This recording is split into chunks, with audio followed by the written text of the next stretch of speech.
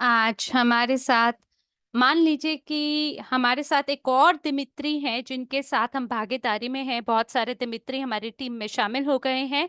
बहुत ही बेहतरीन हमारा संवाद हुआ है दिमित्री जी के साथ में।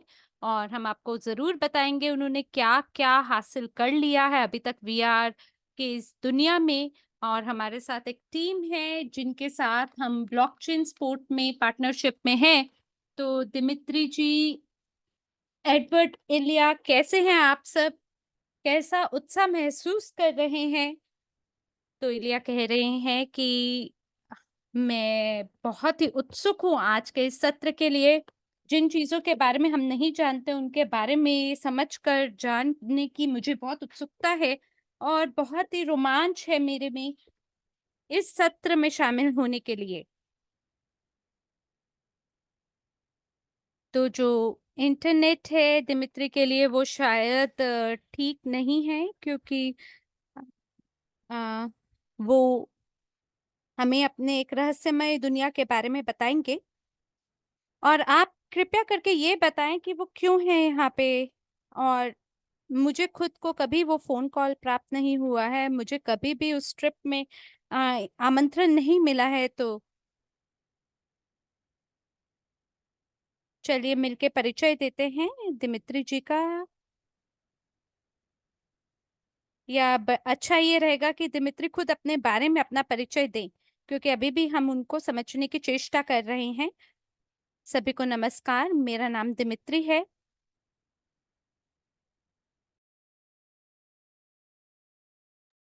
दिमित्री एक बहुत ही सामान्य रूप से इस्तेमाल होने वाला नाम है। बहुत लोगों का नाम दिमित्री होता है और इसी कारणवश हमारी टीम में बहुत सारे दिमित्री हैं। तो जब आप दिमित्री बोलते हैं तो मैं बहुत भ्रमित हो जाता हूँ कि आप किसको किसको नाम देने वाले हैं।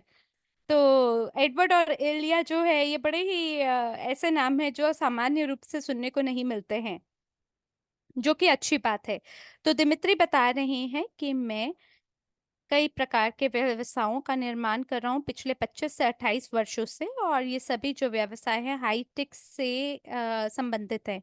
मेरी पहली जो कंपनी थी वो रोबोटिक इक्विपमेंट माइक्रो इलेक्ट्रॉनिक्स के लिए निर्मित करती थी, जहाँ पे इंटेल हमारा मुख्य ग्राहक था। और इसी प्रकार से छोटे भी ग्राहक हमारे थे, जैसे मोटोरोला है, सीमेन है।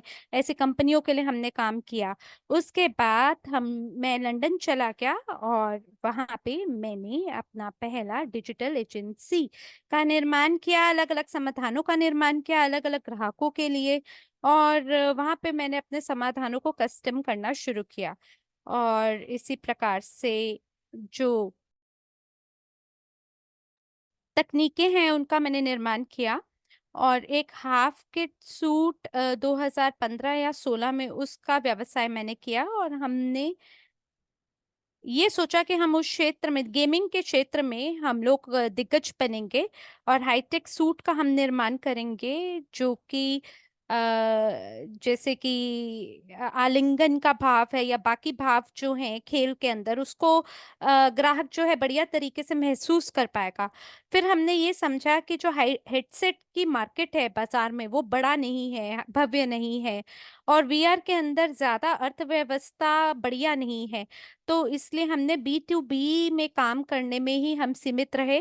मेरे जो पहले ग्राहक थे वो नासा के थे। मैंने पहला जो सूट है वो नासा में बेचा। और मैं हुडसन में गया और वहाँ पे जो स्पेशल लैब है जो कि प्रशिक्षण सभी एस्ट्रोनॉट के प्रशिक्षणों पे काम करता था, उस पे मैंने काम किया।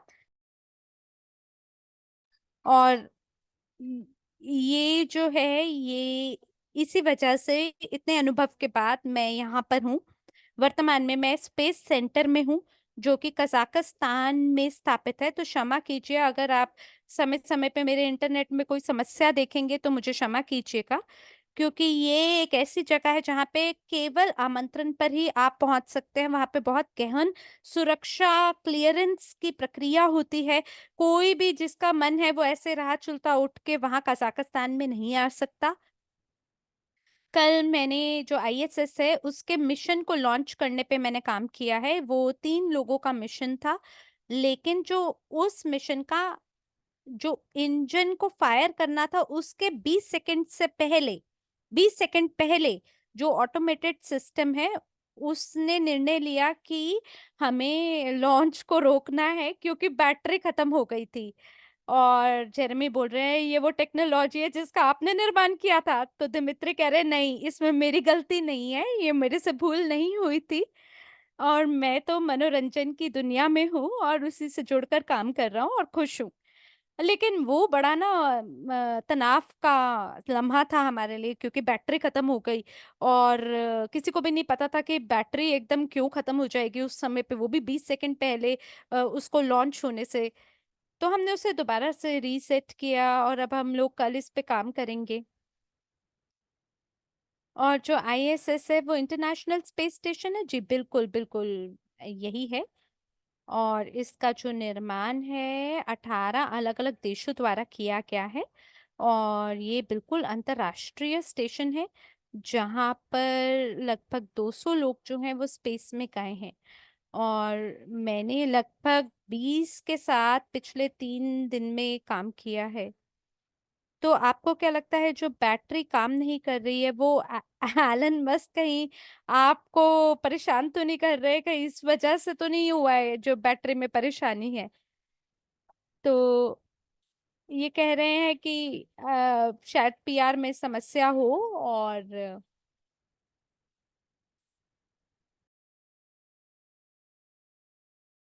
और क्योंकि हम स्पेस एजेंसी के साथ काम कर रहे हैं और मैंने अपने जो उत्पाद हैं उनको अलग अलग यूरोपियन स्पेस एजेंसी और बाकी जगहों में हमने उस पे काम किया है और हमने अलग अलग एजेंसियों में अभी तक काम किया है। तो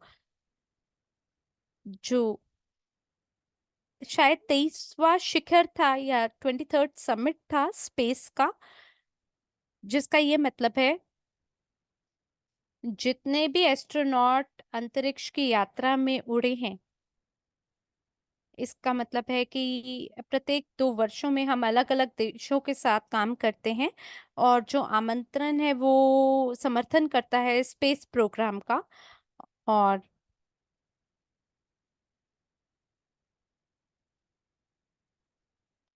आप ये मानकर चलें कि बहुत ही जबरदस्त हमने अभी तक काम किया है। तो जेरेमी बोल रहे हैं कि जो आपका अंतिम परियोजना है वो वीआर प्रोजेक्ट से आधारित था और मुझे ये पता है कि आपने वीआर का पूरा फुल बॉडी सूट का निर्माण किया और आप लोगों ने उस कंपनी को बेचा है, उसमें काम किया है। और ये बहुत हमारे लिए सौभाग्य की बात है कि आप ब्लॉकचेन स्पोर्ट्स का अब हिस्सा हैं।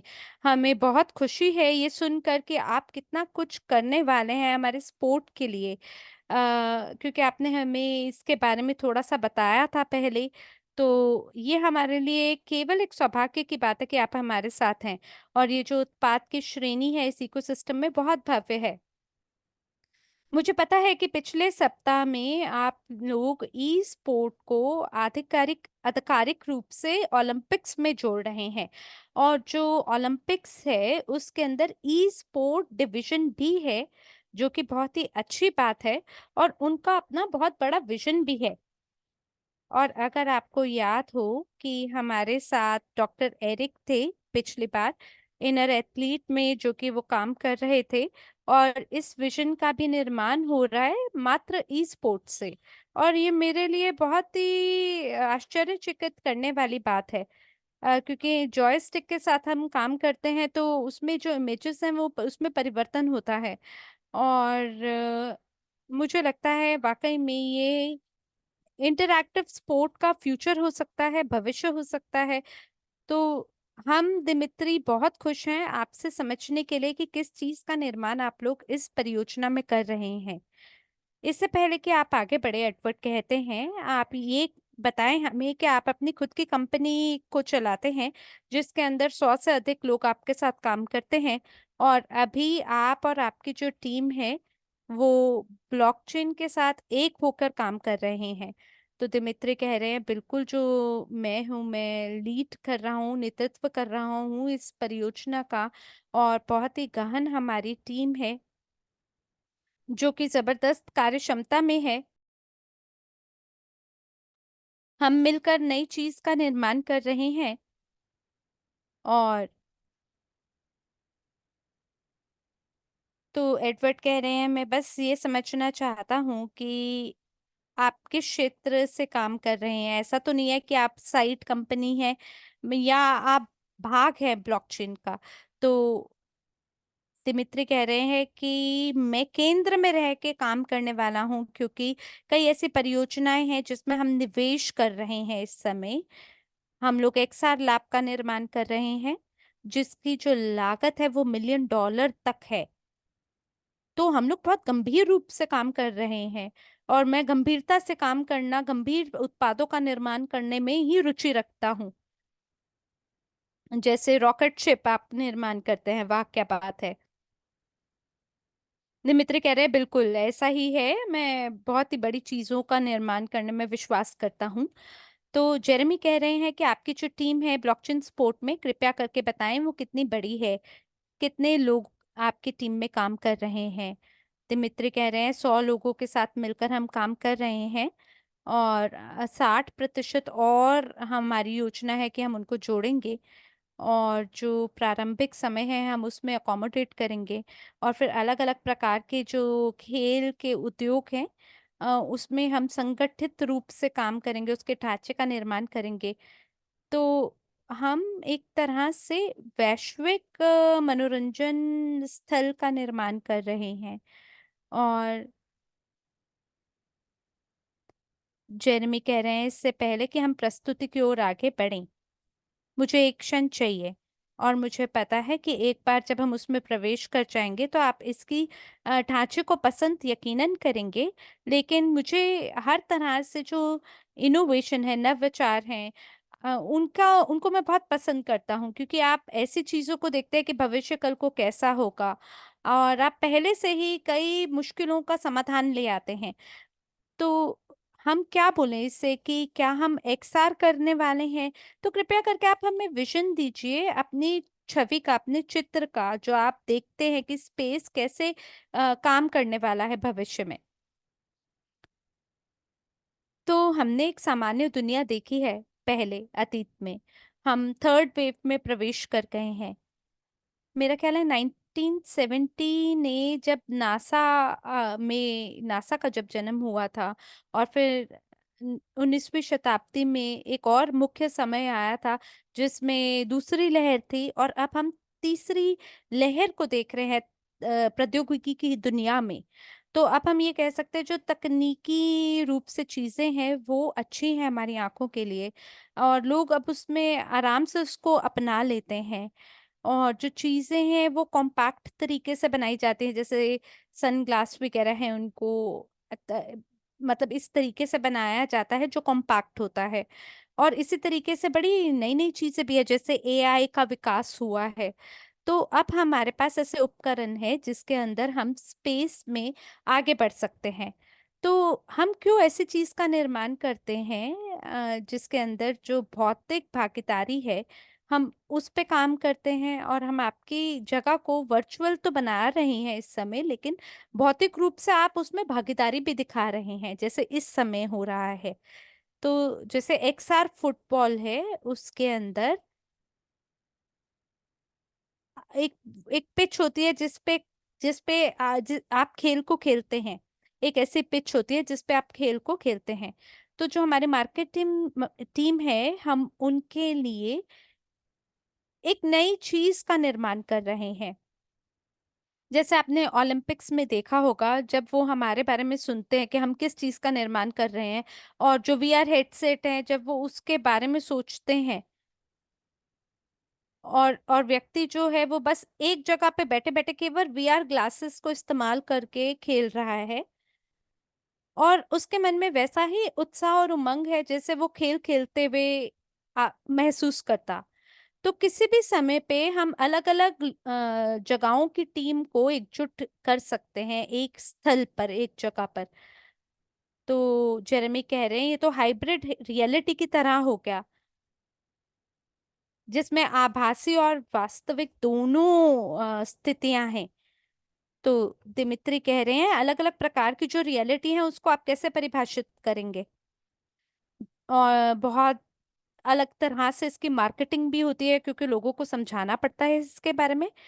तो रियलिटी से पहले हमने एक्स शब्द को रखा है, और एक्स का मतलब है एक्सटेंडेड रियलिटी, यानी विस्तृत वास्तविकता। तो जो भी आप महसूस करते हैं वास्तविक रूप में, उसका बस विस्तार हो गया है। अब आप अगर मनोरंजन की दुनिया में है तो आप जैसा चाहें वैसा उसका विस्तार कर सकते हैं। तो वाह, क्या बात है, आपने बड़े सरल शब्दों में पूरी बात को बता दिया। एक्स आर का मतलब है एक्सटेंडेड रियलिटी। तो चलिए मिलकर आपके साथ इस प्रस्तुति की ओर हम आगे बढ़ते हैं। आपकी दुनिया कैसी है, और क्या चीज आपको रोक रही है आगे बढ़ने के लिए। और चलिए हम आपका स्वागत करते हैं। हम आपको याद दिलाना चाहते हैं कि हमारा लाइव ट्रांसलेशन हो रहा है 13 भाषाओं में। और जूम के विंडो में आपको नीचे अपनी भाषा के विकल्प दिख रहे होंगे। आप अपनी पसंदीदा भाषा का चयन कर सकते हैं। लाइव प्रसंस्करण यूट्यूब चैनल पर भी हो रहा है। हम स्वागत करते हैं आप सभी लोगों का जो भी विश्व भर से हमारे साथ आज जुड़े हैं। और बहुत ही रोमांचक जानकारी हम आपके लिए लेकर आए हैं, एक परियोजना के बारे में, अनेक परियोजनाओं में से जिसका निर्माण ब्लॉकचेन पारिस्थितिकी तंत्र में हो रहा है। और इसके अंदर हम इनर एथलीट और एक्सटेंडेड रियलिटी दोनों के बारे में चर्चा करेंगे। तो ये जो दो हैं, जब आप सभी चीजों को देखते हैं जिनका विकास अब हो रहा है, तो ये वो दो परियोजनाएं हैं जिसको हमने डिसरप्टर की तरह माना है मार्केट प्लेस में। दिमित्री, बहुत धन्यवाद है आपका हमारे साथ आज जुड़ने के लिए। कृपया करके आप हमें अपनी प्रस्तुति की तरफ ले चलें। धन्यवाद। आशा है आप सभी मेरी स्क्रीन को देख पा रहे हैं। जी बिल्कुल। तो ब्लॉकचेन स्पोर्ट एक्सआर, हमारे पास अलग अलग खेल हैं जिसका हम एकीकरण करने वाले हैं। लेकिन आज हम फुटबॉल पे केंद्रित होकर काम करने वाले हैं जिसको हम एक्सआर फुटबॉल के नाम से जानते हैं। और ये नए प्रकार का एक मनोरंजन है, एक नए प्रकार का खेल है। इसको हाइब्रिड ई स्पोर्ट के नाम से आप जान सकते हैं। और यहाँ पर हम लोग जो भी नियम और शर्तें हैं फुटबॉल खेल के, उसको वर्चुअल दुनिया के साथ जोड़ देते हैं। तो हमारे पास अलग अलग प्रकार की टीम होंगी जो आपस में प्रतिद्वंदता में होंगी, कंपटीशन में होगी। आप देख सकते हैं कि उसके फॉर्मेट को हमने वैसे ही बनाया हुआ है, यानी कि 11 वर्सेस 11 की टीम है।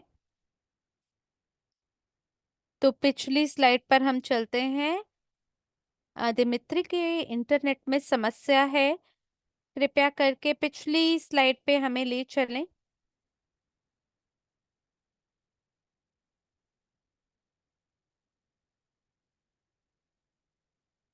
क्षमा चाहते हैं, कुछ तकनीकी समस्या इंटरनेट में दिमित्री के यहाँ पे। दिमित्री, कृपया करके आप अपने वीडियो को बंद अगर कर दें तो आपकी आवाज शायद हमें सुनाई देगी।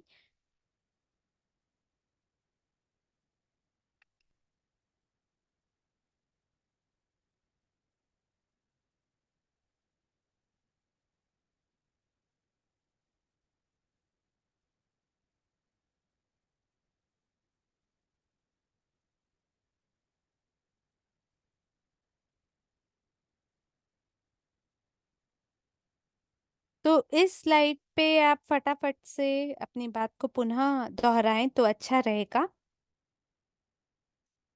क्योंकि जब लोग वीआर के बारे में सोचते हैं तो उसका मतलब होता है वर्चुअल रियलिटी ग्लासेस, और जो कि उन्होंने कहीं और देखा है, जिसको आप अपने हाथों से कंट्रोल कर सकते हैं। तो कृपया करके आप इस स्लाइड के बारे में, जो वास्तविक सूट और जो प्रौद्योगिकी का आप निर्माण कर रहे हैं, कृपया करके आप उसके बारे में बताएं कि ये जो खिलाड़ी हैं ये किस चीज़ का उपयोग करेंगे, और ये किस तरीके से इन चश्मों के परे जाके काम करता है। तो हम चाहते हैं कि जो भी खिलाड़ी हैं वो आभासी रूप से ये जो बॉल है, यानी वर्चुअल बॉल है, उसको महसूस कर सकें। और दो टीमें होंगी जो कि अलग अलग फुटबॉल पिचेस से हमारे साथ जुड़ेंगी। और एक बार जब खेल शुरू हो जाएगा तो ये स्मार्ट वेरिएबल्स को अडेप्ट करेंगे, और ये स्टैंडर्ड फुटबॉल गेम की तरह दिखेगा। तो इसमें जो वास्तविक यूनिफॉर्म है वो ही पहनाए जाएंगे, और इसके नीचे शॉर्ट्स होंगी और जुराबें होंगी, और ये एक तरीके का स्मार्ट सूट है।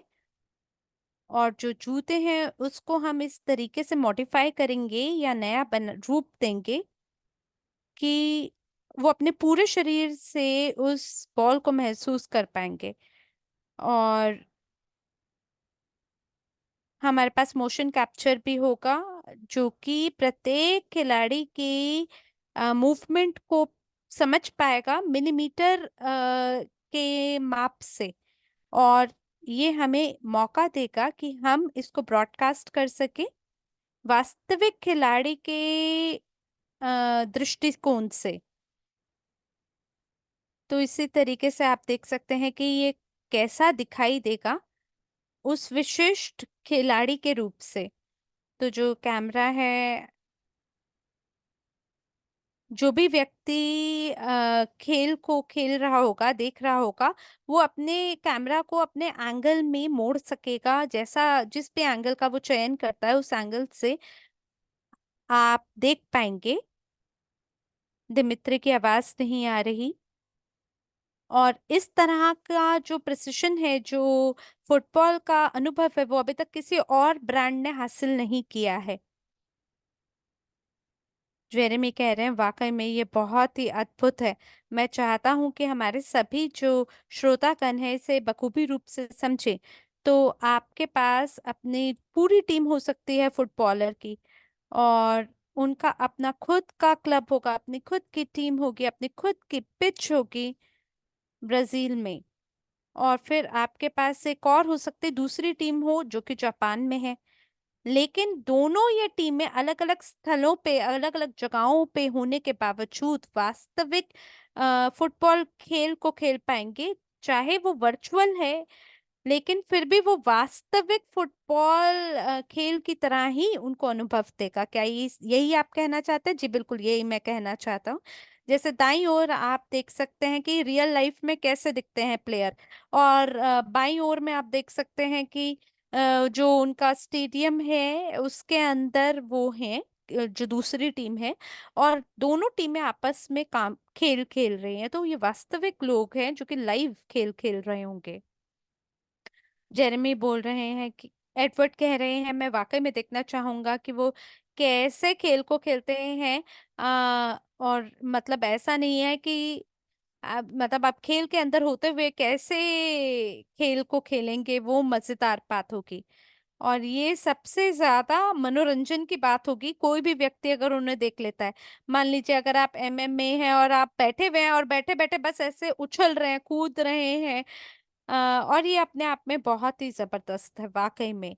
और मुझे ये पता है दिमित्री कि आप इसको अलग अलग प्रकार के जो खेल हैं उसमें इसको लागू कर पाएंगे। और ये किस प्रकार की एप्लीकेशन है जो कि विश्व भर के अनेक अनेक खेलों में जिसका उपयोग किया जा सकता है। हम बिल्कुल अनुसंधान कर रहे हैं, विकास कर रहे हैं खेल की दुनिया में।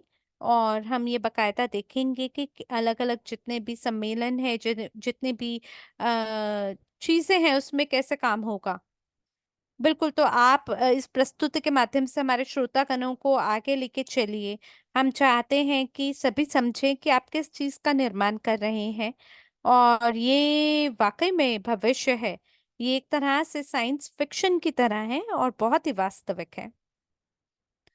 तो कल्पना कीजिए कि हम फुटबॉल का निर्माण कर रहे हैं इसी प्रारूप में खेलने के लिए। वही सारे नियम हैं जो फुटबॉल में वास्तविक खेल में होते हैं, बस उसमें थोड़ा सा परिवर्तन है, उसको डिजिटलाइज हमने किया है। और हमारे पास कुल मिला के 11 खिलाड़ी होंगे जो कि भागीदारी में होंगे, और पूरे फुटबॉल पिच में वो फैल जाएंगे। आशा है कि आप मुझे सुन पा रहे हैं। हम आपको सुन पा रहे हैं, हम स्क्रीन भी देख पा रहे हैं। आपकी वीडियो चली गई तो मुझे लगा कि मैं भी शायद इंटरनेट में परेशानी हो गई है, तो नहीं नहीं, इसलिए हमने हमारी वीडियो बंद की है ताकि इंटरनेट में सुगमता हो और आपकी बात सब तक पहुंचे।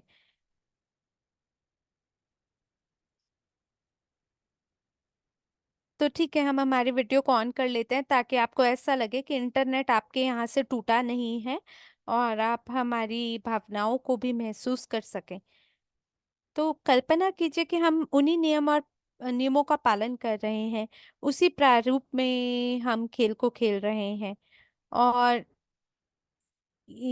हमारे पास ग्लव्स होंगे, आप बॉल को महसूस कर पाएंगे। जो गोल कीपर है वो वही तरह से अपने कपड़ों को पहनेगा और चीजों को धारण करेगा जैसे वास्तविक जीवन में वो पहनता और चीजों को अपनाता है। तो बिल्कुल वास्तविक खेल की तरह चीजें इसमें होंगी और इसी तरह से हम लोग खेलेंगे। हम यहाँ पे बात कर रहे हैं अलग अलग जो जगहें हैं वो भागीदारी में है एक ही खेल के तहत।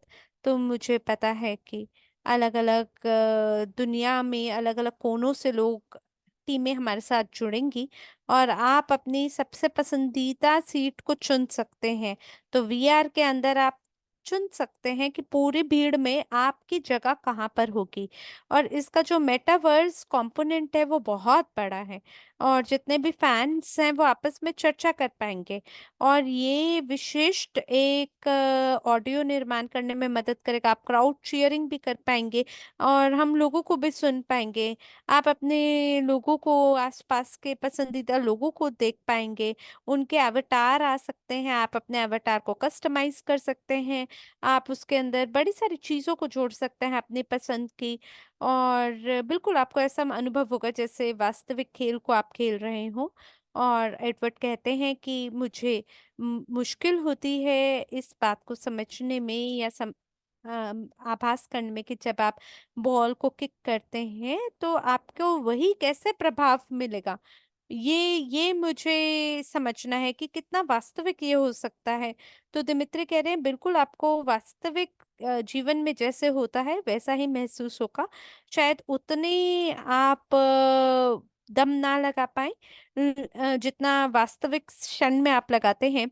लेकिन आप गेंद को छोटे छोटे रूप से हिलने पे भी आप महसूस कर पाएंगे। और जो बड़े बड़े मूव्स होंगे उसको हम मॉडिफाई करेंगे। आप कल्पना कर सकते हैं कि ये सभी जो चोटें लगती हैं आप फुटबॉलर्स को, उनसे वो परे जा सकते हैं। तो आपकी जो दूसरी टीम है, आप उनको भी देख पाएंगे कि वो आपके बगल में खड़े हैं लेकिन वो आपको आके मारेंगे नहीं या पेंच नहीं करेंगे। तो इस तरीके से हमने उसको एक सुरक्षित वातावरण का रूप दिया है। हमने एक नया तरीका दिया है जिसके तहत आप लोग पूरे खेल को खेल पाएंगे, उसको महसूस कर पाएंगे। नया दुनिया है ये जिसका हम निर्माण कर रहे हैं। तो जब तक आप इसे देखते नहीं है तब तक इसका इंतजार करें। तो दिमित्री कह रहे हैं, एडवर्ड, जेरेमी कह रहे हैं कि मैं ये जानता हूँ कि वो सभी लोगों ने जिसको कभी इसका अनुभव ना किया हो उन्हें ये पता होगा कि अब हमारे पास वीआर की कई जगहें हैं।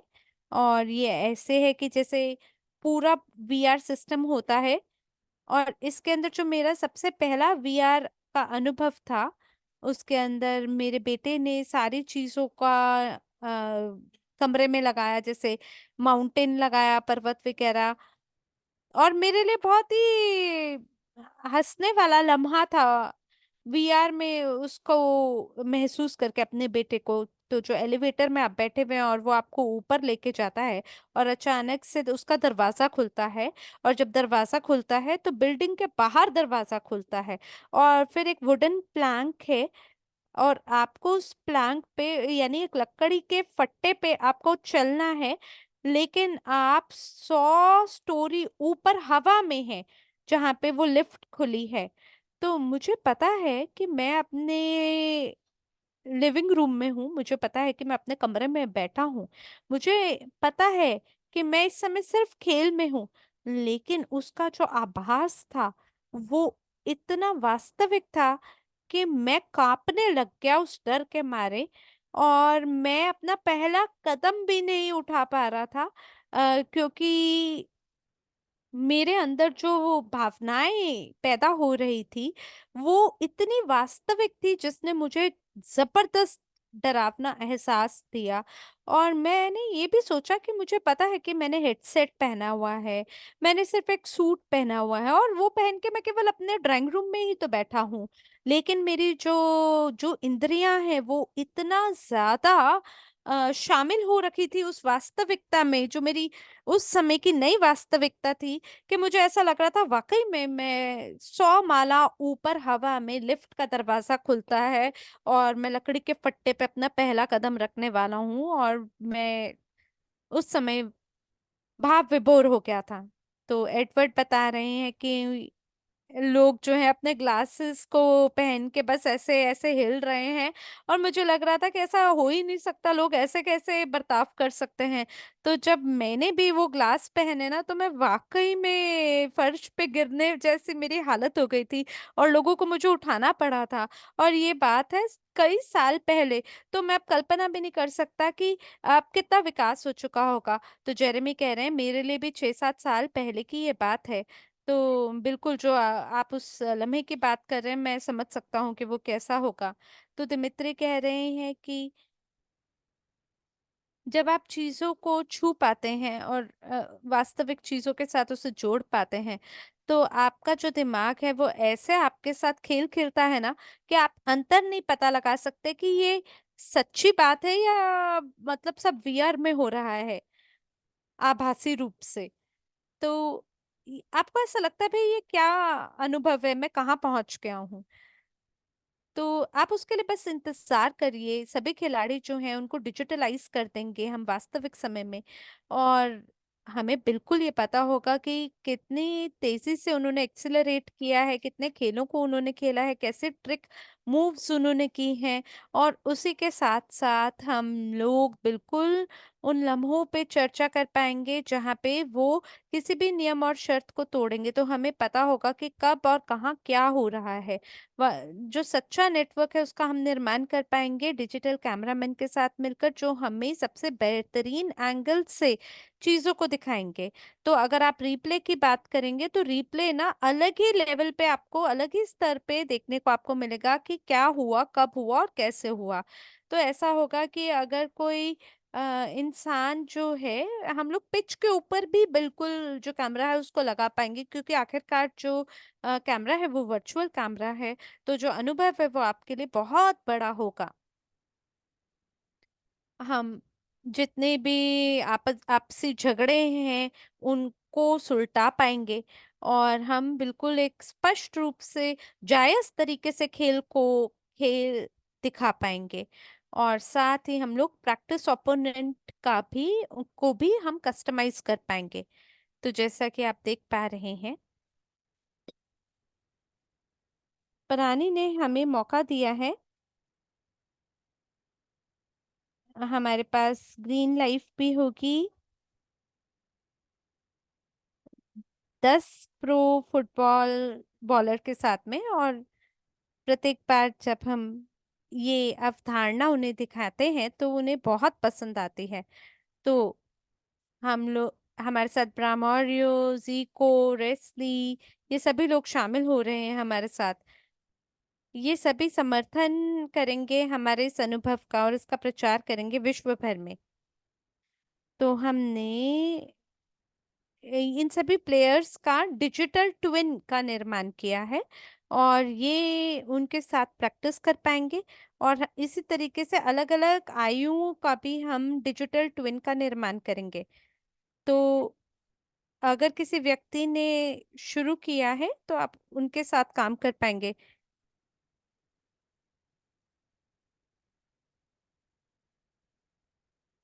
तो कुछ ऐसी चीजें हैं जिसको कस्टमाइज हम कर पाएंगे, जैसे डिजिटल प्लेयर आपके साथ खेल खेल पाएंगे और आपको अनुमति देंगे कि आप भी जीत सकें कभी कभी।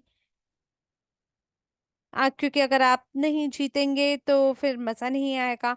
और इसी के साथ हम लोग शो मैच फॉर्मेट का भी निर्माण कर रहे हैं, और यहाँ पे हम पूरी डिजिटल टीम का निर्माण करते हैं। अगर आपकी फिजिकल टीम किसी और द्वीप के किसी और टीम के साथ खेल खेलेंगे, तो हम एआई जो है उनको प्रशिक्षण देंगे। हम पूरी टीम का निर्माण करेंगे जो कि हमारी टीम के साथ खेल खेल रहे होंगे। और हम बकायदा उन्हें ये भी दिखाएंगे कि कैसे खेल खेलने पर उनका अनुभव होगा अगर वो वास्तविक पिच में खेल रहे होते तो। और हमने आज जैसा आपको बताया है कि ये बहुत बड़ा हो जाएगा कल दिन को, तो कल को 32 टीम हमारे साथ होंगी जो कि 16 देशों का प्रतिनिधित्व करेंगी। और हम एक ऐसे क्षेत्र में पहुंच जाएंगे जहां पे हम बहुत बड़े और दिग्गज बन जाएंगे इस क्षेत्र के। और ये हमारे हमारे लिए एक ऐसे मोमेंटम का निर्माण करेगा जिसके अंदर हर कोई समाचार का चैनल हमारे बारे में ही चर्चा करेगा। और दिमित्री की आवाज कुछ कटने लगी और वो कह रहे हैं कि जैसे इसी चीज की निरंतरता में अगर मैं आपको आगे बताऊं तो हमारे साथ एक बहुत ही जबरदस्त फुटबॉल टीम होगी। तो हम इसे स्पेस में भी उठा के इस पूरी पिच को रख सकते हैं।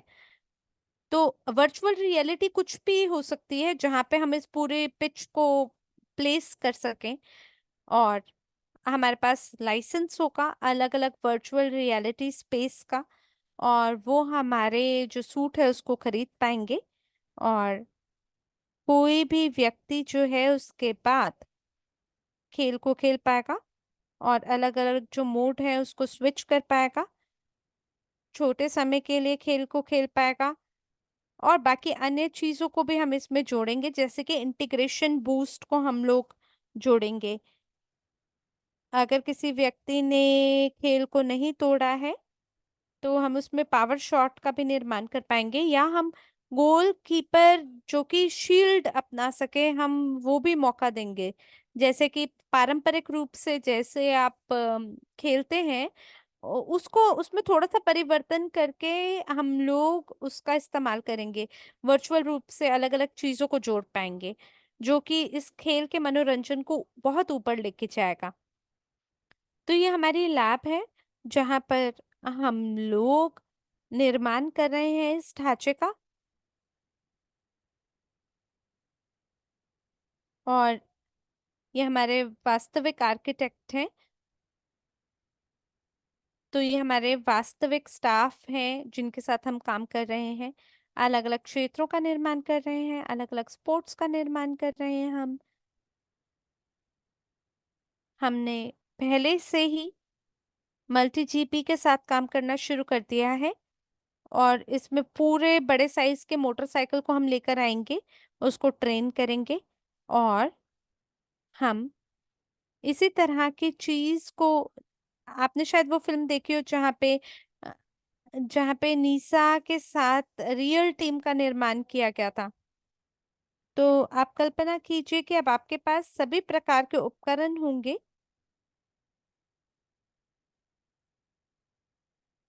कल्पना कीजिए कि अगर जो आपकी बाइक्स हैं वो मल्टी जीपी सर्किट पे अगर चली जाएं तो बहुत ही बढ़िया परिणाम हम लोगों को मिल सकता है और अलग प्रकार का अनुभव हो सकता है। तो जो टेक है जिसका हम निर्माण कर रहे हैं, अगर आप ध्यान से यहाँ देखें तो हम वास्तविक यूनिफॉर्म का निर्माण कर रहे हैं जिसके नीचे स्मार्ट शूज होंगे। बायोमेट्रिक परफॉर्मेंस को हम लोग बकायदा माप पाएंगे। और हम जैसे दिल कितनी जोर से धड़क रहा है, कितनी थकावट आपको हो रही है, इस प्रकार की जितनी भी जानकारी है हमें प्राप्त हो सकेगी। हम ये भी देख पाएंगे कि एक दिन में क्या बेहतर प्रदर्शन किया है खिलाड़ी ने या नहीं, उसके बारे में भी पता चलेगा। मोशन कैप्चर है जो कि रिपीट कर सकता है मूव्स को। और इसके बाद हमारे पास एआई क्लीट्स होंगे और शिन गार्ड्स होंगे। ये सब के साथ साथ हम लोग विश्व के सबसे पहला वीआर हेडसेट का निर्माण कर रहे हैं। और ये एक तरह से कई सारे जो हेडसेट होते हैं वो बहुत भारी होते हैं, तो उस पे हमने काम किया है। हमें सबसे हल्के वीआर हेडसेट चाहिए, और हम चाहते हैं कि उसमें सभी चीजें बढ़िया तरीके से जुड़ी हों, और हम हमारे सबसे पसंदीदा स्पोर्ट्स को खेल सकें। तो उसी पे हम लोग काम कर रहे हैं। और जो हमारे सप्लायर हैं उन पे उनके साथ हम काम कर रहे हैं सोमवार को। जो सबसे बड़े खिलाड़ी हैं जो वीआर के लिए काम करते हैं, उनके उनके साथ हम काम करने वाले हैं। और ये सभी सदस्यों के साथ मिलकर हम नई चीज का निर्माण करेंगे, वो भी शून्य से, और उसमें कोई त्रुटि नहीं होगी। इसी कोशिश में हम लोग लगे हुए हैं। तो जो ब्रॉडकास्टिंग अधिकार हैं, ये हमारे राजस्वों की टीम है। और जैसा कि आप जानते हैं कि सब कुछ हम डिजिटल रूप से करने वाले हैं। और इस पे इसमें जो ब्रॉडकास्टिंग राइट्स हैं, वो हमारे सबसे बड़े डोनर हैं हमारे राजस्व के। तो अलग अलग स्पॉन्सर्स हैं, हम लोग एडवर्टाइजिंग कर सकते हैं अलग अलग भाषाओं में, जो कि ग्राहक के सेटिंग के अनुसार होगा। तो कैसा वो बर्ताव करता है, यानी मान लीजिए अगर 1 मिलियन लोग जो हैं अगर खेल को खेल रहे हैं, तो 1 मिलियन लोगों को अलग अलग प्रकार के एडवर्टाइजमेंट देखने का मौका मिलेगा। तो इसको बिल्कुल हम कस्टमाइज कर पाएंगे आपके पसंद के अनुसार।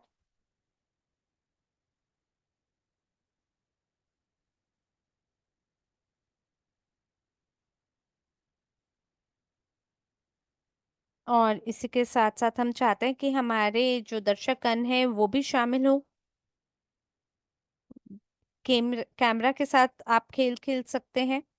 और कल्पना की करिए कि अगर आपके पास अपना खुद का ब्रॉडकास्ट का मौका हो, तो आप 360 डिग्री से कैमरा को कहीं से भी देख सकते हैं, नीचे से लेके ऊपर, ऊपर से लेके नीचे, दाएं से बाएं, बाएं से दाएं, किसी भी एंगल से जहां से आप चाहें वहां से आप देखने का आपको मौका मिलेगा। और इसके बाद जैसा कि पहले भी बताया गया है, मेटावर्स स्टाइल में हम इसका निर्माण कर सकते हैं। तो हम लोग ब्रॉडकास्ट कर सकते हैं वीआर में, किसी भी चीज में ब्रॉडकास्ट कर सकते हैं। एक तरह से हम लोग लिमिटलेस हैं कि कैसे हम इस कॉन्सेप्ट को डिलीवर कर सकते हैं। और जितना हम ग्राहक के लिए इसे अनुकूल बना सके, उतना हम इसको सरल बना रहे हैं ग्राहकों के लिए। और आप किसी भी उपकरण को जब जब हमारे उपकरणों का आप इस्तेमाल करते हैं, हम चाहते हैं कि आप उसको इस्तेमाल करने में लिमिटलेस हो जाएं, बिना सीमाओं के उसका उपयोग कर सकें। तो ये वो अवधारणाएं हैं जिन व्यवसायों को हम बेचना शुरू करेंगे एक बार जब हमारे उत्पाद बाजार में आ जाएगा। तो हम इसे क्लब इन द बॉक्स के नाम से जानेंगे कि कोई भी पूरे क्लब में आ सकता है। और हम सभी प्रकार के हार्डवेयर और सॉफ्टवेयर प्रदान करेंगे, और आप अपनी खुद की टीम का निर्माण कर सकेंगे। और आप स्वयं को प्रतिनिधित्व अपने स्वयं का प्रतिनिधित्व कर पाएंगे ग्लोबल लीग में। तो मैं आपको स्ट्रक्चरल सपोर्ट भी दिखाऊंगा, और साथ ही जो स्काउटिंग एजेंसीज हैं, वास्तविक फुटबॉल में स्काउटिंग जो है वो $5 बिलियन का व्यवसाय है। तो हम आपको एक्सेस प्रदान करेंगे डेटा का, हम आपको प्लेयर्स तक पहुंच प्रदान करेंगे, आपके पास कंसल्टिंग का मौका होगा, आप किसी भी जो प्लेयर है उससे चर्चा कर पाएंगे। तो आप मैनेजर भी बन सकते हैं। तो कोई भी व्यक्ति जो है इसमें शामिल हो सकता है। और ये वो संरचना है जिसका हम निर्माण कर रहे हैं, ये वो संगठन है कि कैसे हम लोग वैश्विक रूप से फैलेंगे, ये उसकी अवधारणा है। तो कॉन्टिनेंटल कॉन्फेडरेशन होंगे, हमारे पास फुटबॉल अकेडमीज होंगी जो कि पेशेवर रूप से उपलब्ध होगा। फिर उसके बाद हमारे पास प्रोफेशनल लीग है, फिर फुटबॉल क्लब्स हैं। तो जो स्कूल के बच्चे होंगे वो भी इस संरचना का हिस्सा हो पाएंगे। तो छोटे बच्चे भी प्रशिक्षण ग्रहण कर पाएंगे, वयस्कों के लिए भी, वरिष्ठ लोगों के लिए भी ये उपलब्ध होगा। फिर इसी प्रकार से जो वीआर क्लब्स हैं वो भी यहाँ पर है। तो एक तरीके से ये वैश्विक अनुभव है जो आपको प्राप्त हो सकता है, और हमारी ये कोशिश है जितना बड़ा हम इसे बना सके उतना बड़ा बनाए। और जैसा कि आप देख पा रहे हैं, हम बिल्कुल नया अनुभव आपको प्रदान करने वाले हैं जिसको पहले कभी किसी ने देखा नहीं होगा। और आप बस इसको कल्पना कर सकते हैं कि इसके कैसे विजुअल होंगे। और ऐसा पहले कभी भी आपको अतीत में देखने को नहीं मिला होगा जैसा अभी आपको अनुभव करने का मौका मिलने वाला है। जेरेमी बोल रहे हैं, वाह क्या बात है, वाकई में ये बहुत ही खूबसूरत है।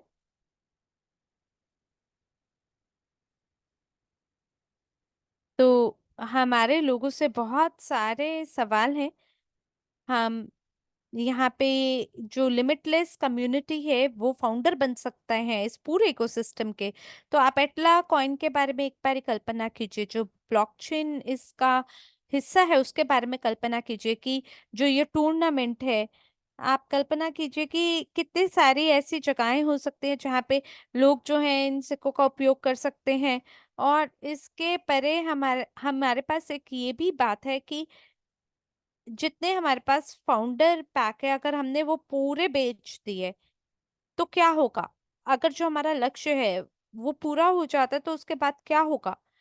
लोगों को ये आभास करना बहुत जरूरी है कि जो प्रस्ताव है और जो उससे जुड़ा हुआ रुचि है, ये जो बड़े बड़े जो बड़े बड़ी मछलियां हैं बाजार में, जो इंस्टीट्यूशनल फंड्स हैं, अगर वो आ जाएं, क्योंकि कितने सारे ऐसे देश होंगे जो कि इसके अधिकारों को हासिल करना चाहेंगे। तो ये इतना बड़ा होने वाला है ना, आप बस इसकी कल्पना कीजिए। ये इस प्रकार की परियोजना है जो कि पारंपरिक दुनिया में बिलियन और लाखों डॉलर लाकर दे सकता है। और हम आप एक समुदाय के रूप में हमारे पास बिल्कुल ये अनन्य सुअवसर है कि हम मिलके फाउंडर हो सकते हैं इस प्रकार की प्रौद्योगिकी में। तो ये जो पूरी प्रस्तुति है, मैं इसको देख रहा हूँ और खुद से ये सोच रहा हूँ कि हमारे पास पहले से ही ऐसे लोग हैं जो कि एक तरीके से इस प्रकार के अधिकारों को हासिल करने के लिए बहुत हमसे विनती कर रहे हैं। और अभी तो दुनिया को इसके बारे में पूरा पता भी नहीं है। तो जब ओपन मार्केट में इसके बारे में हम जानकारी को फैला देंगे तो जो निवेश की दुनिया के लोग हैं वो इस प्रकार की परियोजना का हिस्सा होने के लिए तत्परता से आगे बढ़ेंगे।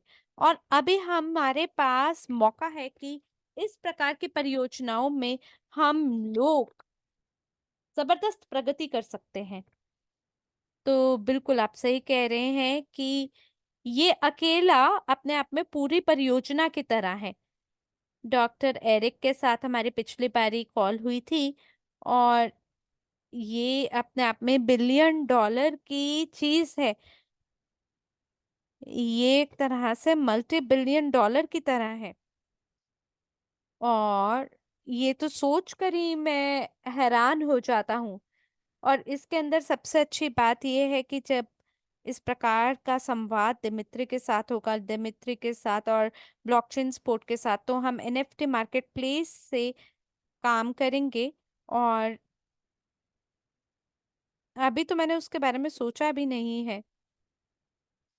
ये सभी जो श्रेणियां हैं, ये सभी जो चीजें हैं, ये अपने आप में पूरा का पूरा एक व्यवसाय की तरह है। जैसे वीआर के बारे में अभी हमने बात की, और हम ये जो भी एनएफटी है इसको हम मिलियन में बेच सकते हैं। तो ये बहुत ही जबरदस्त है, अभी तक इससे पहले कभी किसी ने नहीं किया है, और ये बहुत ही रोमांचक करने वाली जानकारी है। मैं बाहर से इंतजार भी नहीं कर पा रहा हूँ कि लोग जब इसे खेलेंगे तो कैसा वो महसूस करेंगे। मैं बस इंतजार भी नहीं हो पा रहा मुझसे, इतना बेताबी है इस समय मुझ में कि हम कब इसको अनुभव कर पाएंगे। तो दिमित्री, आप स्क्रीन शेयरिंग को बंद करके आप अपना कैमरा को ऑन कर सकते हैं। स्क्रीन शेयरिंग को अगर आप बंद करेंगे तो क्या पता आपके कैमरे के साथ आपकी आवाज इंटरनेट में बिना त्रुटि के हम सभी सुन पाएंगे।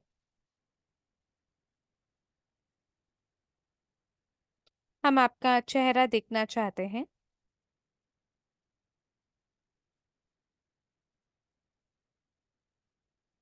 तो ये $50,000 का पैकेज है जी। पिछले सप्ताह जो एएमए का सत्र हुआ था वो 25,000 के पैक के लिए था। तो ये हेल्थ टेक्नोलॉजी और स्पोर्ट टेक्नोलॉजी से आधारित था। पर आज का जो एएमए है वो अनुसंधान और विकास के बारे में है, जैसे वीआर है, एआई है। यानी उसके आरएनडी के साथ हम लोगों ने एएमए को आज आयोजित किया है। तो ये अपने आप में बहुत बड़ा है। और जो बड़े बड़े जो पैकेज हैं उसके अंदर तो सारी चीजें शामिल हैं, लेकिन वो सभी लोग जो इस चीज का हिस्सा होना चाहते हैं जो कि इतना बड़ा है, तो ये अकेली जो परियोजना है वो अपने आप में $1 बिलियन कमा कर दे सकता है, चाहे ये स्टार्टअप ही क्यों ना हो। तो मैं इसलिए चाहता हूँ कि सभी इसकी क्षमता को समझें कि ये अकेली ऐसी परियोजना है जो कि स्टार्टअप्स के बहुत परे है, और जो दिमित्री है वो 25 वर्षों का अपना सफल अनुभव को लेकर आ रहे हैं, एक ऐसी टीम को लेकर आ रहे हैं जो पहले से ही इन प्रौद्योगिकियों के ऊपर काम कर रहे हैं। और ये एक तरीके से हमारा जो भविष्य है उससे संबंधित है। ये एक ऐसी प्रौद्योगिकी है जिसको पहले से ही अपनाया गया है अलग अलग देशों में, और उसकी जो विशेषज्ञता है उसको हम लोग ब्लॉकचेन स्पोर्ट के इकोसिस्टम के साथ जोड़ रहे हैं। और ये एक तरह से हमारे सभी सपने साकार हो जाने वाला लम्हा है। तो अगर एनएफटी मार्केट प्लेस के अंदर आपके पास स्काउटिंग प्लेटफॉर्म नहीं है, या ब्लॉकचेन का ये सुअवसर नहीं है जैसे एटलेटा कॉइन, या अगर आपके पास इनर एथलीट नहीं है, या रियलिटी टीवी शोज अगर नहीं भी हैं, तो जैसे फुटबॉल क्लब है या अकाडमीज हैं, और अगर केवल हमारे पास अकेला ये परियोजना होना, तो भी हम पूरी दुनिया के अंदर तहलका मचा सकते हैं केवल इकलौती इसी परियोजना से। और ये अपने आप में भी लिमिटलेस है। क्यों? क्योंकि जितना भी इनोवेशन है वो नए इनोवेशन को इंस्पायर करता है। तो जब आप इस प्रकार की एक संस्कृति का निर्माण कर लेते हैं, तो ये एक ऐसी आग होती है जिससे जो फैलती चली जाती है, जैसे जंगल में आग फैल जाती है। तो मैं आपके और आपकी टीम के साथ मतलब बकायदा मैं देखना चाहता हूँ कि कैसे आप लोग काम करते हैं, कैसे भविष्य को देख लेते हैं अपनी आंखों से, और कैसे उसमें एक तरह से प्राण फूंकते हैं। और ये अपने आप में पूरा इकोसिस्टम की तरह है। तो दिमित्री ने एक ऐसे वातावरण का निर्माण किया है, और आप सभी लोग जो हैं बहुत बड़ी सोच के साथ काम कर रहे हैं। तो बड़ी सोच को चलिए मिलकर एक करें और इसको आगे बढ़ाएं। वाह, क्या बात है दिमित्री, बहुत सुंदर परियोजना आपने बनाई है। और एडवर्ड, शायद आप भी कुछ कहना चाहते हैं। तो जैसे हम लोग $50,000 पैक के बारे में बात करते हैं, अगर मैं इसे खरीद लूं तो मुझे कैसे ये फायदेमंद बनाएगा, लोग ऐसा सोच सकते हैं। ये इस परियोजना का मान लीजिए अगर आप $2,000 पैक को लेके भी अगर आप शामिल होते हैं, तो आप कल्पना कीजिए कि जो एटलेटा कॉइन है वो क्या करेगा उस टोकन के लिए।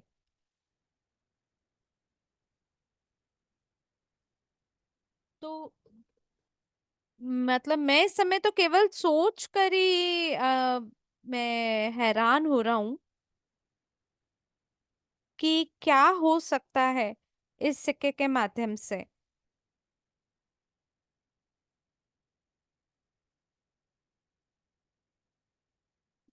जेरेमी, मैं बस ये कहना चाहता हूँ, एडवर्ड बोल रहे हैं कि जो भी 50,000 पैक के अंदर शामिल होंगे उन्हें बहुत ही फायदा मिलेगा इससे, और बाकी अन्य परियोजनाओं से। और वो सभी लोग जो कि 500, 8,000 या जितने भी पैकेज को अगर आप लेने की क्षमता रखते हैं, तो उस टोकन के माध्यम से आपको बहुत ज्यादा मुनाफा होगा। और टोकन का मूल्य भी बढ़ेगा और पूरा जो ब्लॉकचेन वातावरण है उसमें भी बहुत प्रभाव पड़ेगा। अगर आपके पास आप नोट के स्वामी हैं तो ये परियोजना आपके लिए है। और इसके अंदर 2 थम्स अप और हमने फायर वर्क किए हैं। मैं ऐसा कर नहीं सकता हूँ, एडवर्ड बोल रहे हैं। इलिया कहते हैं मेरे कुछ सवाल हैं। पहला सवाल उन लोगों के लिए जो कि 50,000 के पैकेज को खरीदने वाले हैं, वो उन सभी को रॉयल्टी प्राप्त होगा, उनको अधिकार प्राप्त होंगे रॉयल्टी के लिए।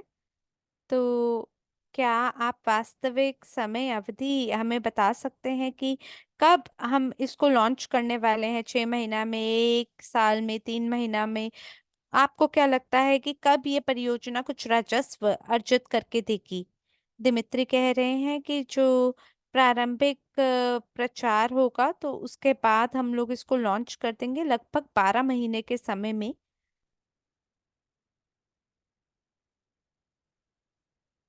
और जैसा कि पहले भी बताया गया है, 25 वर्षों का जो अनुभव है, अलग अलग जगहों में अलग अलग प्रौद्योगिकी के साथ काम करके उस अनुभव को हमने इस विकास में लगाया है। और ये प्रक्रिया पहले से ही प्रगति पे है, ये कार्य प्रगति पे है। हम एक तरह से माइक्रो इकोनॉमिक इफेक्ट का निर्माण कर रहे हैं। आप कल्पना कीजिए अगर आप फीफा का क्लोन बना दें और अगर उसके अंदर आपको पहला निवेशक बनने का मौका मिले, तो आपको क्या लगेगा कि फीफा का एक टुकड़ा मुझे मिल जाए तो मैं क्या कर सकता हूँ उसको लेने के लिए। तो कुछ समय के अंदर हम लोग एक लीग के साथ शुरुआत करके हम लोग विकास करते चले जाएंगे। तो आपने फीफा कहा तो फीफा से ही मेरा दूसरा सवाल था और उसका उत्तर आपने पहले से ही दे दिया है। ये एक तरह से एक्सटेंडेड रियलिटी का निर्माण करने की तरह है, जैसे जेरेमी ने कहा है कि ये हाइब्रिड स्पोर्ट की तरह है। और इसका मतलब है कि ये जो वर्तमान में फीफा है उसके साथ नहीं, बल्कि हम लोग फीफा के कुछ नियमों को ही दोहराएंगे और उसके बाद हम हमारे खुद के मेटावर्स का निर्माण करेंगे। तो ये ऐसा ही है मेरे ख्याल से। तो मेरी तरफ से अंतिम सवाल है कि ये जो इनकम रेवेन्यू स्ट्रीम है, ये जितने भी राजस्व हैं जो कि मेटावर्स का हिस्सा बनने वाले हैं, ये वास्तविक फुटबॉल की तरह ही होंगे ना? जैसे हम लोग स्पॉन्सरशिप की बात कर रहे हैं, एडवर्टाइजमेंट की बात कर रहे हैं, तो दिमित्री कह रहे हैं बिल्कुल वैसा ही होगा। तो बिल्कुल जो फीफा अब इसका भाग होने को बिल्कुल तैयार होंगे। और ये एक तरह से आपके मस्तिष्क को शामिल कर देगा फुटबॉल की दुनिया में।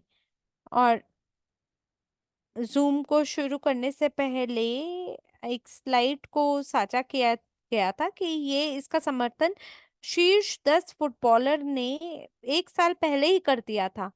तो 1 वर्ष के बाद सोचिए कि क्या होगा। शायद सभी जो शीर्ष फुटबॉलर हैं विश्व के, वो सभी इसमें शामिल होने को तत्पर हो जाएंगे, क्योंकि ये एक तरह से नई श्रेणी है। और 2025 तक शायद वो समय आ जाएगा जहां आप इसका विकास कर पाएंगे। तो हमारे पास लगभग 1 बिलियन फॉलोअर्स हैं इंस्टाग्राम में, जो कि इसी तरीके से प्रगति कर सकते हैं।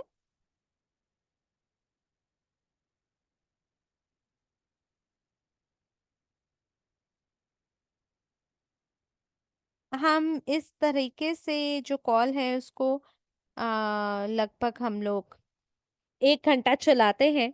तो 1 घंटा पूरा हो चुका है। तो मैं आपको ये कहना चाहता हूँ कि अप्रैल 1 का जो एएमए है उसको बिल्कुल ना चूकें। हम आपके लिए बहुत बड़ी घोषणाओं को लेके आएंगे। और एक भी व्यक्ति ऐसा नहीं होगा जिसे आप जानते होंगे जो कि इसका भाग ना होने के लिए हामी भरता हो, जब वो हमें सुन लेगा। ये एक ऐसा मौका है जो आपके जीवन काल में एक बार होने वाला है। ये एक ऐसी टीम है जो अपने आप में चमत्कारी है और लिमिटलेस सोच के साथ आगे बढ़ने का आपको मौका मिलता है।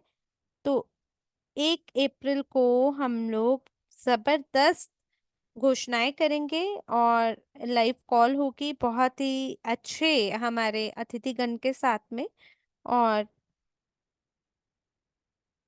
हम बिल्कुल जो हमारे गेस्ट स्पीकर हैं उनकी घोषणाएं करेंगे इस सप्ताह में। तो चलिए, आप याद रखें कि उस कॉल में आपको भी शामिल होना है और वो सभी लोग जो कि फाउंडर पैक में अप्रैल 1 को शामिल होने वाले हैं। इस घोषणा के बारे में हमने कल भी पोस्ट किया था। और कोई भी व्यक्ति किसी भी पैकेज के साथ चाहे भागीदारी दिखा रहा हो, लेकिन अगर आप 1 अप्रैल से पहले शामिल हो जाते हैं तो आपकी जो नोट्स हैं वो भी भागीदारी दिखा रही होंगी डेटा ट्रांजैक्शन में एटलेटा ब्लॉकचेन के लिए। और ये बहुत बड़ा बूस्ट होगा दीर्घकालिक रूप से, क्योंकि ये बहुत ही महत्वपूर्ण घटक है पूरे ब्लॉकचेन के लिए। तो ये मौका आपके पास 10 दिन का है कि आप अपने पूरा जो भी आपका सर्कल है, आपकी संरचना में जितने भी लोग हैं उनको आप ले आए कि वो भी इस परियोजना का हिस्सा हो जाए उनको, क्योंकि बहुत दुख होगा अगर आप उनको इस अवसर के बारे में पहले ना बताएं। तो ये बहुत बड़ा मौका है आप सभी के लिए और बहुत ही खास है। 1 अप्रैल को बहुत ही हम लोग विशेष घोषणाओं को करेंगे। मेरी ओर से बस इतना ही।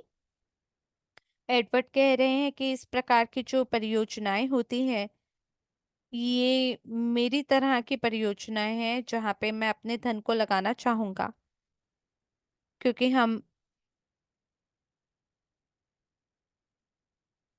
हमारा पिछले सप्ताह भी डॉक्टर एरिक के साथ एक कॉल हुई थी। और मैं अब इंतजार नहीं कर सकता हूँ कि अगले एएमए सेशन को लोगों के साथ साझा करूं। और ये धीमे धीमे बड़ा और बेहतर और ज्यादा मजेदार बनता चला जा रहा है। तो बहुत बड़ी घोषणाएं आने वाली हैं कुछ बहुत बड़े फुटबॉल दिग्गजों द्वारा, जो कि पार्टनरशिप में आने वाले हैं। तो दिमित्री, बहुत धन्यवाद है आपके समय के लिए। और मुझे लगता है कि ज्यादातर लोग जो हैं वो इनोवेटर बनना चाहते हैं और इसमें बहुत दम लगता है। ये देख वो सपना देखने के लिए जो किसी और ने सपना नहीं देखा है, और उन सभी विचारों को सोचना, उन सपनों को देखना और उसको फिर अमल करना वास्तविक जीवन में, ये बहुत बड़ी बात होती है। तो आपका जो समय हमारे साथ आपने बिताया वो हमें उसने हमें बहुत प्रोत्साहित किया है। हम तीनों को तो प्रेरित किया ही है, पूरे समुदाय को भी किया है। तो बहुत धन्यवाद है आपका हमारे साथ आज होने के लिए। धन्यवाद। बहुत धन्यवाद है हमारे साथ शामिल होने के लिए। तो जाते हुए दोबारा आतिशबाजियों से इसका उत्सव मनाते हुए मैं आपसे विदा लेता हूँ। धन्यवाद।